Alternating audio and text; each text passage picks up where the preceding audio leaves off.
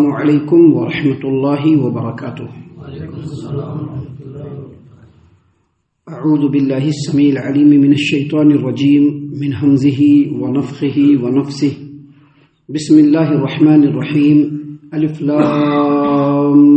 میم تنزیل الکتاب لا ریب فیہ من رب العالمین ام یقولون افتراه بل هو الحق من ربك لتنذر قوما ما أتاهم من نذير من قبلك لعلهم يهتدون۔ الف لام میم، اس میں کوئی شک نہیں کہ اس کتاب کا نزول رب العالمین کی طرف سے ہے۔ کیا وہ لوگ یہ کہتے ہیں کہ اس نبی نے اس قرآن کو اپنی طرف سے گھر لیا ہے؟ بلکہ بات اس طرح سے ہے کہ یہ قرآن کریم حق ہے، اے نبی صلی اللہ علیہ وسلم آپ کی رب کی طرف سے نازل شدہ ہے، تاکہ آپ اس قرآن کریم کے ذریعے سے ایسی قوم کو ڈرائیں جس قوم میں آپ سے پہلے کوئی ڈرانے والا نہیں آیا، تاکہ وہ ہدایت پا جائیں۔ محترم سامعین کرام، جیسا کہ کل بتلایا گیا تھا کہ الحمدللہ اللہ کی توفیق سے اس سے پہلے جو سورہ لقمان ہے، سورہ لقمان تک کے جو قرآن کریم کے جو جز ہیں، جو حصے ہیں، جو صورتیں ہیں، جو آیتیں ہیں، اللہ کی توفیق سے مکمل ہو چکے۔ اب ترتیب کے ساتھ آپ کے سامنے یہاں پر سورہ سجدہ کا اللہ کے فضل سے آغاز ہو رہا ہے۔ سورہ الف لام میم سجدہ یہ قرآن کریم کے اندر 21ویں پارے میں ہے، اور اس سورہ الف لام میم سجدہ کا جو آرڈر ہے، جو نمبر ہے اس قرآن کریم کے مصحف میں، وہ سورہ نمبر 32 یعنی 32 نمبر کی سورت کریمہ ہے۔ سامعین کرام، یہ جو سورہ الف لام میم سجدہ ہے یہ مکی صورتوں میں سے ایک صورت ہے، اور اس سے پہلے ہم نے مکی اور مدنی صورتوں کے تعلق سے موٹا موٹی جو بات بتلائی تھی وہ یہ کہ نبی کریم صلی اللہ علیہ وسلم کے مکہ سے مدینہ ہجرت کرنے سے پہلے جتنی بھی صورتیں، جتنی بھی آیتیں نازل ہوئی وہ سب کے سب مکی ہیں، اور جب نبی کریم صلی اللہ علیہ وسلم نے مکہ سے مدینہ ہجرت فرما لیا، مدینے کے اندر آ کر کے مقیم ہو گئے، تو اس کے بعد سے جتنی بھی صورتیں اور جتنی بھی آیتیں نازل ہوئی وہ سب کے سب مدنی ہیں۔ تو یہ مکی صورتوں میں سے ایک صورت ہے، یعنی جب نبی کریم صلی اللہ علیہ وسلم کی مکی زندگی چل رہی تھی اور جب نبی کریم صلی اللہ علیہ وسلم مکہ میں ہی مقیم تھے، ابھی ہجرت نہیں فرمائے تھے، تبھی یہ صورت کریمہ نازل ہوئی۔ سامعین کرام، اس صورت کریمہ کا آغاز اللہ تبارک و تعالیٰ نے حروف مقطعات سے کیا ہے، لیکن اس سے پہلے میں آپ کو بتلا دیں کہ یہ صورت کریمہ جو ہے یہ بڑی فضل والی صورت ہے۔ یہ اللہ تبارک و تعالیٰ کے صورتوں میں سے تمام صورتیں افضل ہیں، لیکن اس صورت کریمہ کی فضیلت ہے، اس صورت کریمہ کی جو پہلی فضیلت ہے وہ یہ ہے کہ اللہ کے رسول صلی اللہ علیہ وسلم ہر جمعہ کو فجر کی نماز میں پہلی رکعت میں اس صورت کریمہ کو پڑھتے تھے، اور دوسری رکعت میں سورہ انسان، سورۃ الدہر، هل اتى على الانسان حين من الدهر، جو اس قرآن کریم میں 76 نمبر کی صورت کریمہ ہے، اس صورت کریمہ کو پڑھتے تھے۔ دیکھیے حدیث ہے ہمارے سامنے موجود، صحیح البخاری کتاب الجمعہ حدیث نمبر 891، صحیح مسلم کتاب الجمعہ حدیث نمبر 860۔ نبی کریم صلی اللہ علیہ وسلم کے ساتھی صحابی ابو ہریرہ رضی اللہ عنہ کی روایت ہے، انہوں نے بیان کیا کہ نبی کریم صلی اللہ علیہ وسلم جمعہ کے دن فجر کی نماز میں یہ الف لام میم سجدہ پڑھا کرتے تھے اور هل اتى على الانسان پڑھا کرتے تھے، یعنی پہلی رکعت میں یہ صورت کریمہ پڑھتے تھے اور دوسری رکعت میں هل اتى على الانسان پڑھا کرتے تھے۔ اس سے آپ سمجھ سکتے ہیں کہ سلف کے منہج پر جو لوگ چلتے ہیں، ہر چیز میں ایک ایک باریکی میں ان کا یہ انٹینشن ہوتا ہے، ان کا یہ ارادہ ہوتا ہے، ان کا یہ اٹیمپٹ ہوتا ہے، ان کی یہ چاہت ہوتی ہے کہ نبی کریم صلی اللہ علیہ وسلم کی سنت کی اتباع ہو۔ یہ سلف کے منہج پر چلنے والوں کی ہی شان ہے، دوسرے لوگوں کی شان نہیں ہے۔ ایون ہر جمعہ کو فجر کی نماز میں آپ دیکھیں گے کہ جو ائمہ ہوتے ہیں، جو مسجد کے اندر ائمہ ہوتے ہیں، ائمہ مساجد، وہ ہر دن فجر میں جب بھی جمعہ ہوگا آپ دیکھیں گے فجر میں اسی صورت کریمہ کو پڑھیں گے پہلی رکعت میں، اور دوسری رکعت میں الاتا پڑھیں گے، کیونکہ نبی کریم صلی اللہ علیہ وسلم پڑھا کرتے تھے۔ اور یاد رکھیے، کبھی بھی کامیابی و کامرانی نبی کریم صلی اللہ علیہ وسلم کے طریقے میں، غیروں کے طریقے میں کوئی کامیابی نہیں۔ دنیا میں انسان غیروں کا طریقہ اختیار کر کے کیا کیا کی کر لیتا ہے، لیکن ان کو سکون کبھی نہیں ملتا ہے۔ سکون کبھی بھی ہے تو اللہ تبارک و تعالیٰ کے کلام میں ہے، سکون کبھی بھی ہے تو نبی کریم صلی اللہ علیہ وسلم کی تعلیمات میں ہے۔ تو یہ پہلی فضیلت ہے۔ دوسری فضیلت اس سورۃ کریمہ کی یہ ہے کہ آپ صلی اللہ علیہ وسلم اس سورۃ کریمہ کو یعنی سورہ الف لام میم سجدہ سورہ نمبر 32 کو اور پھر اسی طرح سے سورہ ملک جو اس قرآن کریم میں 67 نمبر پہ ہے، تبارک الذی بیدہ الملک جو سورہ ملک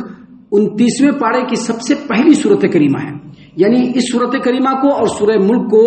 پڑھے بغیر نبی کریم صلی اللہ علیہ وسلم رات کو سویا نہیں کرتے تھے۔ مسند احمد کی روایت ہے، جابر رضی اللہ عنہ کی روایت ہے، انہوں نے کہا کہ نبی کریم صلی اللہ علیہ وسلم الف لام میم سجدہ اور تبارک الذی بیدہ الملک اس کو پڑھے بغیر کبھی بھی سویا نہیں کرتے تھے۔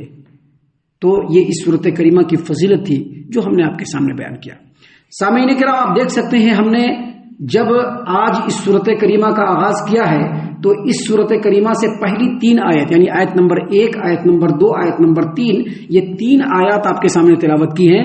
جن میں سے پہلی جو آیت کریمہ ہے وہ ہے الف لام میم، یعنی پہلی آیت کریمہ حروف مقطعات ہے۔ اور ہم نے حروف مقطعات کے تعلق سے اس سے پہلے جو ہمارا سلسلہ درس چل رہا ہے اس میں ہم نے کئی بار بتلایا ہے کہ حروف مقطعات جو ہے الگ الگ حروف کو کہتے ہیں، یعنی الف لام میم، اس کو کبھی بھی الگ ہی پڑھنا ہے۔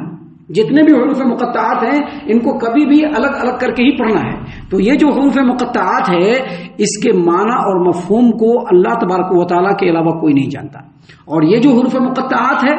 ان تمام لوگوں کے لیے چیلنج ہے جو یہ کہتے ہیں کہ یہ اللہ تبارک و تعالیٰ کا کلام نہیں ہے۔ جو لوگ بھی یہ کہتے ہیں کہ اس کو محمد صلی اللہ علیہ وسلم نے سیکھا ہے، جو لوگ بھی یہ کہتے ہیں کہ محمد صلی اللہ علیہ وسلم نے خود سے لکھ دیا ہے، جو لوگ بھی کہتے ہیں کہ یہ محمد صلی اللہ علیہ وسلم کی لکھی ہوئی کتاب ہے، ان تمام لوگوں کے لیے چیلنج ہے کہ محمد عربی صلی اللہ علیہ وسلم انسانوں میں سے ہی ایک انسان ہے، اور تم بھی انسان ہو، تم بھی عربی زبان پر بڑی قدرت رکھتے ہو، تو اگر تم اتنا عربی زبان پر قدرت رکھتے ہو تو یہ جو الف لام میں اس کا معنی بتلا کر کے دکھلاؤ، کیونکہ اس کا معنی اللہ کے علاوہ کسی کو معلوم نہیں۔ الف لام میم یا اس طرح کے جو حروف مقطعات ہیں، مثال کے طور پر سورہ مریم میں کاف ہا یا عین صاد، مثال کے طور پر اس سے پہلے الف لام را، یا پھر آگے چل کر کے حامیم عین سین قاف، اس کا کوئی بھی معنی اور مفہوم بتلا کر کے دکھلائے، کوئی نہیں بتلا سکے گا۔ یہ چیلنج جب سے قرآن کریم نازل ہوا تب سے لے کر کے آج تک برقرار ہے۔ دنیا کے اندر بڑے سے بڑے عربی جاننے والے آئے اور دنیا سے چلے گئے، لیکن کسی نے بھی اس کا معنی نہیں بتلایا۔ یہ اس قرآن کریم کا اعزاز ہے جو اللہ تبارک و تعالیٰ نے یہاں پر قائم رکھا۔ سامعین کرام، آگے اللہ تبارک و تعالیٰ نے اسی بات کو صاف کیا۔ کیا کہا اللہ تبارک و تعالیٰ نے؟ تنزیل الکتاب لا ریب فیہ من رب العالمین، اس میں کوئی شک نہیں کہ اس کتاب کا نزول رب العالمین کی طرف سے ہے، یعنی یہ کتاب اس کائنات کے فرما روا اللہ عز و جل جو رب العالمین ہے اس کی طرف سے نازل ہوا ہے، اس میں کوئی شک نہیں ہے۔ یعنی یہ جو مشرکین مکہ یا مکہ کے وہ یا عرب کے وہ بڑے بڑے عربی جاننے والے لوگ جو یہ کہتے ہیں، جو یہ اعتراض کرتے ہیں کہ محمد صلی اللہ علیہ وسلم نے کسی اجمی سے یہ قرآن کریم سیکھ لیا ہے، یا محمد صلی اللہ علیہ وسلم نے کسی عالم سے یہ قرآن کریم سیکھ لیا ہے، یا پھر محمد عربی صلی اللہ علیہ وسلم نے خود سے یہ قرآن کریم لکھ لیا ہے، یہ تمام کے تمام جو اعتراضات ہیں یہ اصل میں الگ الگ اعتراضات ہیں، لیکن سب کا مفہوم ایک ہی ہے۔ مفہوم کیا ہے اس کا؟ کہ یہ قرآن اللہ کا کلام نہیں ہے اور محمد صلی اللہ علیہ وسلم اللہ کے رسول نہیں ہے۔ ان تماموں کا جواب دیتے ہوئے اللہ تبارک و تعالیٰ نے اس ایک آیت کریمہ میں فرما دیا کہ تنزیل الکتاب لا ریب فیہ من رب العالمین، اس بات میں کوئی شک نہیں کہ یہ قرآن کریم جو نازل ہوا ہے اس کائنات کے فرماروا رب العالمین کے طرف سے ہوا ہے، اس میں کوئی شک نہیں ہے۔ اور الحمدللہ آج بھی یہ آیات موجود ہے۔ اس طرح کے آیات یا پورے قرآن کریم کے جتنے بھی آیات ہیں اس میں پوری آیت کو تو ختم کرنا بہت دور کی بات ہے، ایک نقطے کو بھی کوئی نہیں ہٹا سکتا ہے، کیونکہ اللہ تبارک و تعالیٰ نے اس قرآن کریم کو ایسا معجزہ بنایا ہے، ایک نقطے کو بھی کوئی نہیں ہٹا سکتا ہے۔ سامعین کرام، اس کے بعد اللہ تبارک و تعالیٰ نے پھر مزید آگے فرمایا کہ ام یقولون افتراہ، کیا یہ لوگ کہتے ہیں کہ اس نبی یعنی محمد عربی صلی اللہ علیہ وسلم نے اس قرآن کریم کو اپنی طرف سے گھڑ لیا ہے؟ کیا یہ لوگ ایسا کہتے ہیں؟ پھر اللہ نے آگے جواب دیا، کیا جواب دیا؟ بل هو الحق من ربک، بلکہ ایسی بات نہیں ہے، بلکہ صحیح بات اور حق بات یہ ہے کہ یہ قرآن کریم حق ہے نبی کریم صلی اللہ علیہ وسلم آپ کے رب کی طرف سے ہے، اور اس قرآن کریم کو نازل کرنے کا جو مقصد ہے وہ یہ تاکہ اس قرآن کریم کے ذریعے سے لتنذر قوما ما اتاهم من نذیر من قبلک، کہ آپ سے پہلے اے نبی کریم صلی اللہ علیہ وسلم جس قوم کے اندر کوئی بھی نبی نہیں آیا، آپ ایسی قوم کو اس قرآن کریم کے ذریعے سے ڈرائے لعلہم یہتدون، تاکہ وہ ہدایت پر آ جائیں۔ اصل میں اس آیت کریمہ کا مطلب اور مفہوم یہ ہے کہ عرب کے اندر سیدنا ابراہیم علیہ السلام سے پہلے صدیوں پہلے ایک نبی آئے جن کو کہا جاتا ہے سیدنا ہود علیہ السلام۔ یہ عرب کے اندر آئے تھے، یہ قوم عاد کی طرف آئے تھے۔ پھر اس کے بعد دوسرے نبی آئے تھے سیدنا صالح علیہ السلام، یہ قوم سمود کی طرف آئے تھے۔ اس کے بعد ابراہیم اور اسماعیل علیہ السلام عرب کے اندر نبی بن کر کے آئے، رسول بن کر کے آئے۔ پھر ان کے کئی سالوں کے بعد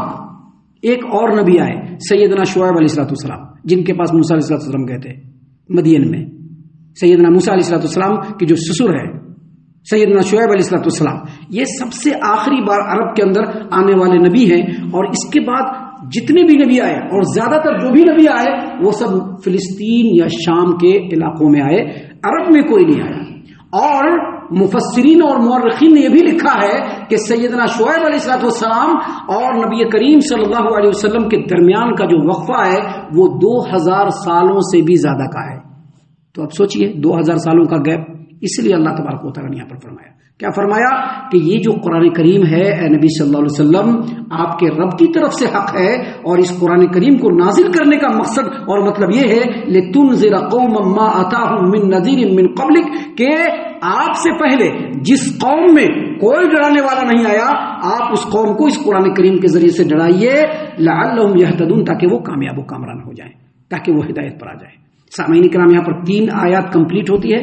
آگے ابھی اور بھی آیتیں ہیں جو انشاءاللہ کل اور کل کے بعد کے دروس میں ترتیب کے ساتھ ہم آپ کے سامنے اللہ کی توفیق سے پیش کریں گے۔ ہم اللہ سے دعا کرتے ہیں کہ اللہ تعالی ہم تمام کو ان تمام باتوں کے اوپر خوب غور و فکر اور تدبر کرنے کے ساتھ ساتھ ان باتوں پر عمل کرنے کی بھی توفیق عنایت فرمائے، آمین۔ اللہ تعالی ہم تمام کو صحیح معنوں میں پکا سچا مومن مسلمان بنائے، اللہ اور اس کے رسول صلی اللہ علیہ وسلم کی اطاعت و فرما برداری کرنے والا بنائے، صحابہ کرام رضی اللہ عنہم کے طریقے پر چلنے والا بنائے، جنت الفردوس میں جگہ عطا فرمائے۔ اے اللہ ہم تمام کو جہنم سے پناہ دے، اے رب العالمین ہم تمام کو جہنم سے پناہ دے، اے مالک الملک ہم تمام کو جہنم سے پناہ دے، آمین یا رب العالمین۔ وما علینا الا البلاغ المبین۔ تبارك الذي نزل الفرقان على عبده ليكون للعالمين نذيرا۔